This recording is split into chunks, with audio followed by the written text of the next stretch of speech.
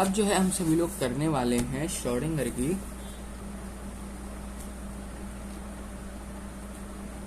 Schrodinger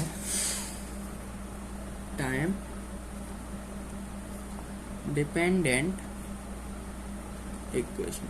अब ये Schrodinger की कौन सी इक्वेशन है जो कि हमारी टाइम डिपेंडेंट है और इसका यूज़ क्या है? सिंपल, जैसे कि हमने श्रोडिंगर की टाइम इंडिपेंडेंट इक्वेशन में देखा था कि जो भी इक्वेशन हमारी निकल के आई थी उससे हम पार्टिकल की लोकेशन तो फाइंड आउट कर पा रहे थे, पर उसमें टाइम की वैल्यू, कुछ टाइम का रूल नहीं था। इसमें क्या होने वाला है? सिंपल टाइम का रूल आने वाला है। इसमें क्या होने वाला है? टाइम का रूल आने वाला है। जो आपकी इक्वेशन बनेगी वो थोड़ी सी टाइम डिपेंडेंट बनने वाली है। वो क्या होने वाली है? टाइम डिपेंडेंट बनने वाली है, इसलिए इसको टाइम डिपेंडेंट इक्वेशन भी कहा जाता है। तो फर्स्ट ऑफ ऑल, जैसे हमने श्रोडिंगर की स्टार्टिंग में किया था, हम सबसे पहले यहाँ पर एक सपोज करेंगे वेव डिस्प्लेसमेंट को। तो यहाँ पर कहता हूँ लेट एज्यूम या फिर सपोज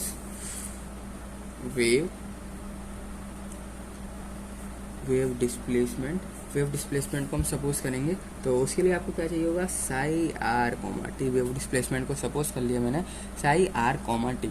अब ये तो हमने सपोज कर लिया। अब क्या करने वाले हैं? अकॉर्डिंग टू मैक्सवेल, जैसे कि हमने देखा था मैक्सवेल की इक्वेशन में, जो कि मैंने बनाई, जिसमें मैंने आपको बताया था मैक्सवेल ने किस तरीके से इक्वेशन निकाली थी, जिसका मदद से हमने पार्टिकल को पता लगा पाया था। ठीक है, तो वो जो मैक्सवेल था उसकी जो इक्वेशन थी वो क्या थी? हमारी मैक्सवेल इक्वेशन। तो वो क्या थी हमारी? Delta square psi are comma T is equal to 1/μ² del square psi del T square R comma T. तो ये जो है ना हमारी, ये श्रोडिंगर मैक्सवेल की इक्वेशन है, जो कि हमने टाइम डिपेंडेंट इक्वेशन में भी देखी थी। टाइम इंडिपेंडेंट इक्वेशन में हमने क्या किया था? मैक्सवेल की मदद से हमने मैक्सवेल की इक्वेशन लिखी थी सबसे पहले, ये जो कि उसमें थी। अगर नहीं देखा तो वो वाली वीडियो जरूर से देख लेना, वहीं से सीधा उठा दी हमने मैक्सवेल की इक्वेशन। किस तरीके से इक्वेशन आई उसके लिए आपको उससे पहली वाली वीडियो देखनी पड़ेगी, जिसमें मैंने हाइजेनबर्ग अनसर्टेनिटी प्रिंसिपल बताया। ठीक है, तो अब हम क्या करने वाले हैं? जैसे ही हमारे पास मैक्सवेल की इक्वेशन आई, अब हम क्या करेंगे? इसको थोड़ा सॉल्व करेंगे, इसको थोड़ा इक्वेट करेंगे। इसको वेव, देखो वेव है, वेव के अंदर कई सारे नेचर होते हैं। जैसे कि वेव के पास कई सारी वैल्यूज होती हैं, जैसे कि एम्पलीट्यूड हो गया, वेव फंक्शन हो गया, फ्रीक्वेंसी हो गई, टाइम पीरियड हो गया, कई सारी चीज़ें होती हैं। तो इसको ना हम कन्वर्ट करने वाले हैं, सॉल्यूशन को हम लिखने वाले हैं कई सारे, जैसे कि एंगुलर फ्रीक्वेंसी के फॉर्म में एंड टाइम पीरियड के फॉर्म में। ठीक है, इसको हम क्या करने वाले हैं? Angular frequency and time period के फॉर्म में लिखने वाले हैं वेव की इक्वेशंस को, वेव डिस्प्लेसमेंट की इक्वेशन को। तो वो क्या बनेगा हमारा? Simply psi are comma t. सबसे पहले लिखता हूँ the solution is given by psi are comma T is equal to psi naught, जैसे हमने कहा psi are comma t psi naught. अब यहाँ पर क्या करना है? ये जो है हमारा साई आर, ये क्या कहलाता है? हमने साई आर, ये चीज़ मैंने आपको उसमें बताया था, ये होता है हमारा एम्पलीट्यूड। ये क्या चीज़ होती है हमारी? साई नॉट आर, ये होता है हमारा एम्पलीट्यूड। क्या होता है? एम्पलीट्यूड। e⁻⁻⁰ इसकी फॉर्म में हमने क्या लिख दिया? वेव डिस्प्लेसमेंट की इक्वेशन जो होती है इस फॉर्म में होती है। ठीक है, अब हम क्या करने वाले हैं? सिंपली अब हम इसको करने वाले हैं डिफरेंशिएट। जो हमारी इक्वेशन नंबर 2 है, वेव डिस्प्लेसमेंट की जो इक्वेशन है, अब इसको करेंगे हम डिफरेंशिएट। तो यहाँ differentiate equation 2 with respect to T. T के रेस्पेक्ट में जो है आपको इस बार डिफरेंशिएट करना है। पिछली बार हमने क्या किया था? डिफरेंशिएट किया था, पर उसमें टी के रेस्पेक्ट में नहीं किया था। जो हमने श्रोडिंगर की टाइम इंडिपेंडेंट इक्वेशन देखी थी, जिसमें हमने डिफरेंशिएट किया था, वो डिफरेंशिएट जो था हमने किया था, खाली डिफरेंशिएट किया था, विद रेस्पेक्ट टू टाइम नहीं किया था, टाइम के रेस्पेक्ट में नहीं किया था हमने। पर इसमें क्या करने वाले हैं? टाइम डिपेंडेंट है, जैसा कि ये नाम से क्लियर हो रहा है कि क्या होने वाला है? Time dependent. तो इसको जो है आपको टाइम के रेस्पेक्ट में डिफरेंशिएट करना पड़ेगा। तो कर दो टाइम के रेस्पेक्ट में differentiate. D psi by D T आएगा माइनस आई ओमेगा साई, जो कि हमारा इक्वेशन नंबर 3 है, जो कि हमारा क्या है? इक्वेशन नंबर 3 को हम कंसीडर कर लेते हैं। एंड अब क्या करने वाले हैं हम यहाँ पर? अब क्या करने वाले हैं? सिंपल, हम सब जानते हैं। देखो क्या हुआ यहाँ पर? डिफरेंशिएट करेंगे इसको टाइम के रेस्पेक्ट में, तो D psi by D T आ जाएगा। एंड ये हमारा एम्पलीट्यूड है और टाइम के रेस्पेक्ट में करना है। ये चीज़ हमारी कांस्टेंट है, 0 ये हट जाएगी, ऐसी कांस्टेंट है 1 हो जाएगी। ये e⁻⁻ है, तो माइनस आई ओमेगा ही लिखा जाएगा। क्यों लिखा जाएगा? टाइम के रेस्पेक्ट में तो करना है, टाइम तो हट जाएगा। खाली माइनस आई ओमेगा साई ही लिखा जाएगा। ठीक है, इसके बाद आता है हमारा इतना कंप्लीट हो गया। इसके बाद हम लोग जानते हैं कि ओमेगा की वैल्यू कई सारी होती है। यहाँ लिख देता हूँ, बाय डेफिनेशन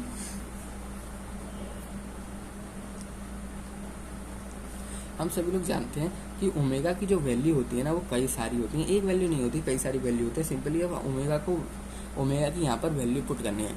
तो ओमेगा हम जानते हैं सबसे पहले 2 पाई न्यू होता है, और न्यू की वैल्यू भी हम जानते हैं। न्यू की वैल्यू क्या होती है हमारी, हम जानते हैं कि E is equal to H nu होता है। तो यहाँ से न्यू क्या निकल के आता है हमारा, यहाँ पर न्यू क्या निकल के आया, E अपॉन एच। ठीक है, तो ओमेगा की जगह आप पुट कर दो E अपॉन एच, 2 पाई E अपॉन एच। ओमेगा की जगह हमने क्या पुट कर दिया यहाँ पर, E अपॉन एच। यहाँ पर हमने E अपॉन एच पुट किया, पर हमने टाइम इंडिपेंडेंट इक्वेशन में जो है यहाँ पर क्या पुट किया था, उस टाइम इंडिपेंडेंट इक्वेशन में एच अपॉन एम वी था। ठीक है, उसमें हमने न्यू की जगह H upon M V put किया था, पर इसमें हम क्या पुट कर रहे हैं, न्यू की जगह E अपॉन एच। ठीक है, एनर्जी अपॉन एच। अब एनर्जी सिंपली यहाँ पर एम वी होता है। ठीक है, वो तो अलग बात है। यहाँ पर एनर्जी होता क्या है आखिरकार, मास इंटू वेलोसिटी। ठीक है, तो बात वही है, वही चीज़ लिखी है मैंने यहाँ पर, वही चीज़ मैं पुट कर रहा हूँ। अब क्या करूँगा, इस वैल्यू को मैं ओमेगा की जगह पुट कर दूंगा। जब मैं वैल्यू निकाली, इसको मैं ओमेगा की जगह क्या करने वाला हूँ, पुट करने वाला हूँ। तो using above definition in equation 3 नाम दिया मैंने इसको, हाँ, इक्वेशन 3 क्या मिल जाएगा हमको, वी हैव, सबसे पहले तो D psi by D T तो रहने वाला है, आई तो रहेगा ही, आई की जगह तो ओमेगा की जगह वैल्यू पुट कर रहे हैं, ओमेगा साई है ना, तो ओमेगा की जगह हम यहाँ पर वैल्यू पुट कर रहे हैं जो कि हमारी 2 pi E by H Sai. ठीक है, हमने क्या किया यहाँ पर, सिंपली ओमेगा की वैल्यू पुट कर दिया। अब इसको थोड़ा सा सॉल्व कर लेता हूँ, D psi by D T जो कि हो गया हमारा माइनस का आई, 2 pi E by H Sai. और अब मैं यहाँ पर क्या करने वाला हूँ, साई आई कॉमा आई से इसको आई बाई आई से इसको मल्टीप्लाई करूँगा, आई बाई आई से इसको मैं क्या करूँगा, मल्टीप्लाई करूँगा, क्योंकि मैं चाहता हूँ कि ये जो आई है ये कैंसिल आउट हो जाए, नेगेटिव आई। मैं क्या चाहता हूँ, ये जो नेगेटिव आई है ये कैंसिल आउट हो जाए। ये क्यों कैंसिल आउट हो जाए, क्योंकि नेगेटिव वैल्यू ला रहा है, मेरे को नेगेटिव वैल्यू नहीं चाहिए, ठीक है। इसलिए मैंने आई बाई आई से यहाँ पर मल्टीप्लाई करूँगा, आई स्क्वायर बन जाएगा, और आई स्क्वायर की वैल्यू क्या होती है हमारी 1 -1, तो -1 और ये एक माइनस ही रहा तो +1 बन जाएगा। ठीक है, +1 से मल्टीप्लाई करेंगे तो एज इट इज यही चीज़ आ जाएगी। तो एक आई नीचे वाला बचेगा, ऊपर वाले आई से तो ये मल्टीप्लाई होकर आई स्क्वायर हो जाएगा, एंड आई स्क्वायर की वैल्यू हमारी -1 हो जाएगी। नीचे वाला आई बचेगा, तो नीचे वाला आई इसके साथ ले लेता हूँ, कितना हो जाएगा ये हमारा 2 pi E by I H, 2 pi E by I H sine. ठीक है, अब मैं यहाँ पर क्या करूँगा, सिंपली जो हमारा 2 पाई है ना इसको मैं नीचे लेके आऊँगा। क्यों लेके आऊँगा, क्योंकि हम जानते हैं ये जो इक्वेशंस हैं ये क्या निकालते हैं, क्या फाइंड आउट करते हैं, ये केवल लोकेशन तो फाइंड आउट करती हैं पार्टिकल की, यानी पार्टिकल के लोकेशन फाइंड आउट करते हैं कि हाँ पार्टिकल अनसर्टेन है, उसकी लोकेशन मैं फाइंड कर रहा हूँ। पर अनसर्टेन की बात चल रहा हूँ, तो यहाँ पर बिना एच कट के काम चल जाएगा नहीं। तो मैं क्या चाहता हूँ, नीचे एच कट लाना, क्योंकि हाइजेनबर्ग अनसर्टेनिटी प्रिंसिपली तो इन सबका जो है ओवरव्यू कर रहा है, तो वही चीज़ नहीं आएगी, एच कट ही नहीं आएगा, तो सिंपली यहाँ पर मज़ा नहीं आएगा। तो मैं क्या करना चाहता हूँ, यहाँ पर एच कट की वैल्यू लाना चाहता हूँ। तो एच कट जानते हैं हम सभी लोग, जो कि h/2 पाई होता है, h/2 पाई होता है। तो सिंपली 2 पाई को मैं ले आऊँगा नीचे, तो ये क्या बनेगा, D psi by D T is equal to E by I dot h/2 pi psi, h/2 pi psi. तो इस तरीके से जो है ना आपका यहाँ पर इक्वेशन फॉर्म हो जाएगी, इस तरीके से जो है आपके यहाँ पर इक्वेशन फॉर्म हो जाएगी, ई upon I dot h/2 pi Sai. अब ये जो हमारा है h/2 पाई, इसको हम क्या बोलते हैं, एच कट बोलते हैं। मैंने अभी आपको बताया एच कट बोलते हैं। एच कट लाने के पीछे जो वजह है वो सिंपल यही है, हाइजेनबर्ग अनसर्टेनिटी प्रिंसिपल, क्योंकि ये इन सबको ओवरव्यू कौन कर रहा है, हाइजेनबर्ग अनसर्टेनिटी प्रिंसिपल, जिसमें वो पोजीशन एंड डिस्प्लेसमेंट की मदद से क्या करता है, पार्टिकल की पोजीशन, पार्टिकल का लोकेशन फाइंड आउट करता है।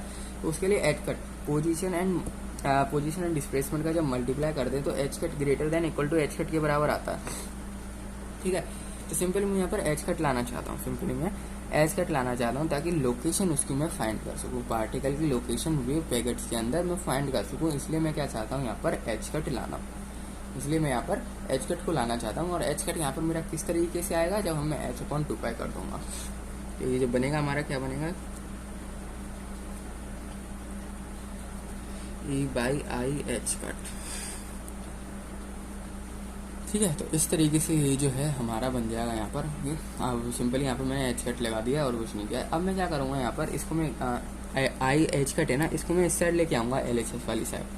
आई एच कट को मैं LHS वाली साइड लेके आऊँगा और मैं ई साई यहाँ पर खाली रखना चाहूँगा, एनर्जी और साई को जो है यहाँ पर मैं रखना चाहूँगा।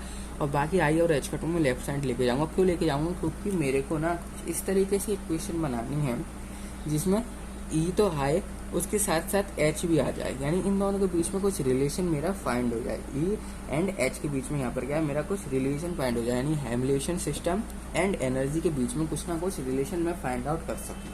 तो वो मेरा किस तरीके से आएगा, सबसे पहले मेरे को एक चीज़ तो धीरे धीरे स्टेप करके बढ़ूंगा आगे।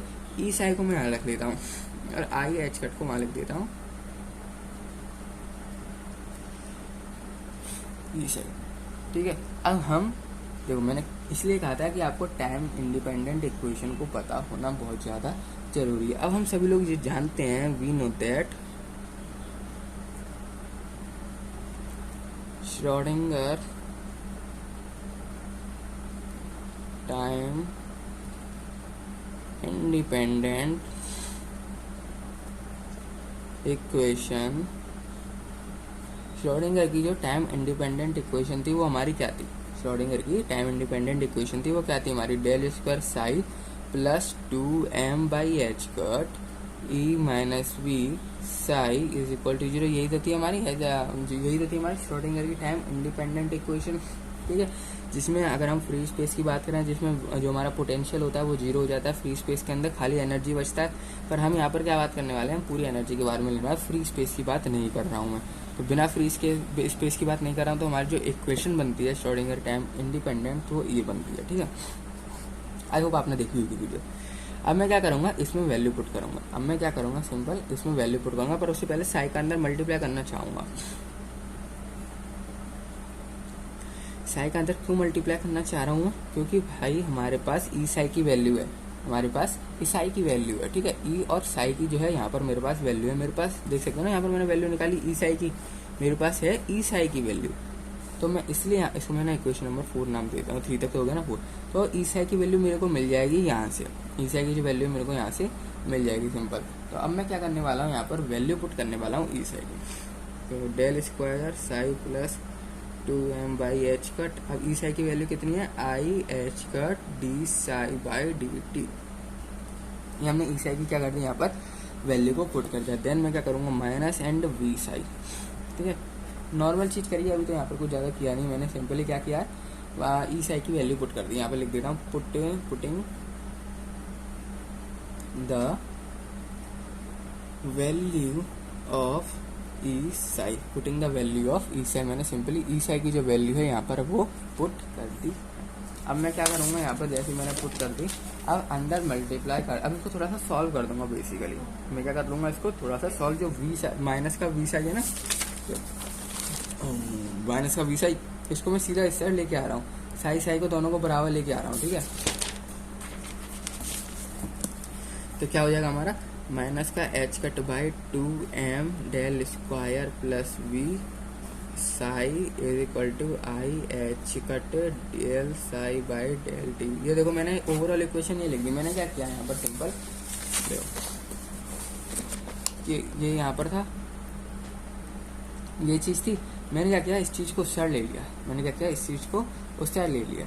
अब इस चीज़ को मैं जब उस साइड लेके गया तो सिंपली ये चीज़ इस साइड आ गई, माइनस वी की उस साइड आ गया, ये हमने इक्वल टू के उस साइड भेज दी, ये हमने इक्वल टू के उस साइड भेज दी। ये एक चीज़, ये एक ये एंड एक ये मैं इक्वल टू के इस साइड ले आया। खाली यहाँ पर मैंने I H del psi by del T छोड़ दिया, यानी मैंने I H del psi by del T छोड़ दिया। बाकी सारी चीज़ को मैं अपोजिट डायरेक्शन में लेके आ गया।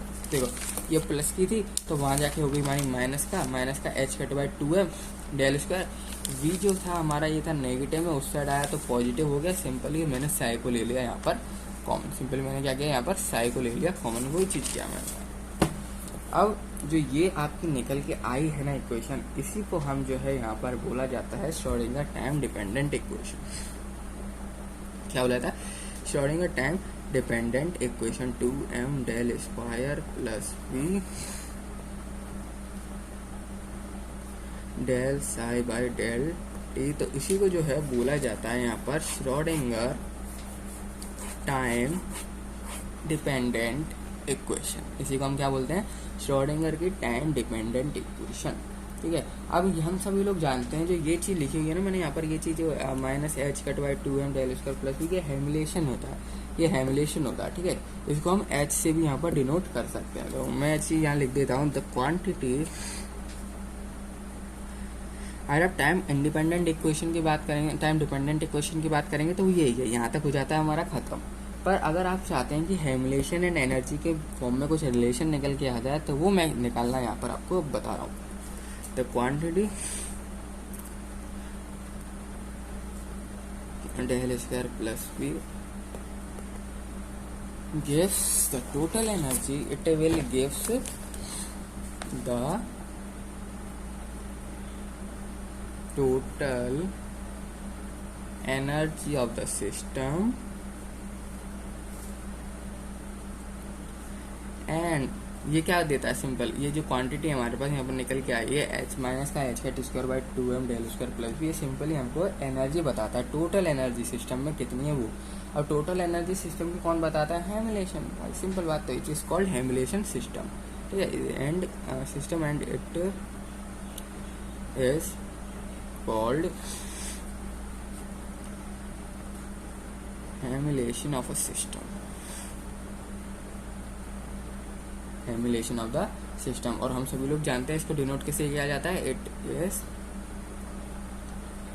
Denoted by capital H and quantity, हमारी क्वांटिटी है ना आई एच कट, और ये जो हमारा बचा है I H cut and D psi by D T, ये क्या चीज होती है?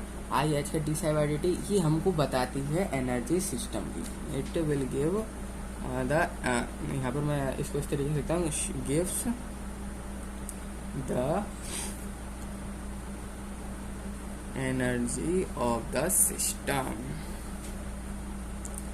ये क्या बताता है हमको? Total energy. जो हेमुलेशन होता है सिंपली ये क्या बताता है हमको? Total energy. आखिर से किसी भी सिस्टम के अंदर टोटल एनर्जी कितनी है, सिस्टम आपने कंसीडर कर लिया, ठीक है भाई, उसके अंदर उसमें कितनी एनर्जी मौजूद है, उसमें कितनी एनर्जी मौजूद है, जो भी सिस्टम आपने सेलेक्ट किया है उस सिस्टम के अंदर आखिर एनर्जी है कितनी ज़्यादा एनर्जी है, वो बताता है हेमुलेशन।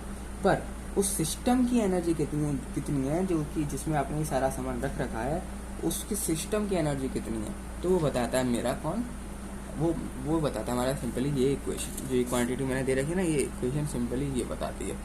इसको आप कह सकते हो एनर्जी इसको बोलते हैं सिंपली। ठीक है, उसको तो हेमुलेशन एनर्जी बोलते हैं जब टोटल एनर्जी फाइंड करते हैं, पर खाली सिस्टम की एनर्जी की बात करें तो उसको एनर्जी ही बोला जाता है। तो इनके बीच में क्या रिलेशन है देख सकते हो, H psi is equal to H psi is equal to किसके बराबर आपको ये दिख रहा है? H psi is equal to हमारा ई साई के बराबर हमें दिख रहा है। एच साई जो है ई साई के बराबर दिख रहा है, ये है हमारा हेमुलेशन या फिर आप कह सकते हो total energy of a system के बीच में and energy of a system के बीच में relation. H psi is equal to E psi, ये चीज़ सेम ऊपर लिखी हुई है। और ये जो चीज़ है ये हमारी है श्रोडिंगर की टाइम डिपेंडेंट इक्वेशन। कौन सी है? श्रोडिंगर की टाइम डिपेंडेंट इक्वेशन। अगर आप लोगों ने श्रोडिंगर की टाइम इंडिपेंडेंट इक्वेशन अभी तक नहीं देखी है तो उस वाली वीडियो को आप लोग जरूर से देख लेना, क्योंकि वो बहुत ज़्यादा ज़रूरी है। ठीक है, इतनी समझ में आ गया। अब ना एक चीज़ के बारे में और हम जो है यहाँ पर बात करते हैं, वो है हमारा relation between a group velocity and a phase velocity. ठीक है, मैं आपको क्या बताने वाला हूँ? रिलेशन बताने वाला हूँ between group velocity and phase velocity. ठीक है, उसको हम नेक्स्ट वीडियो में देखेंगे। इस वीडियो में इतना ही, मिलता है आप सभी लोगों से नेक्स्ट वीडियो।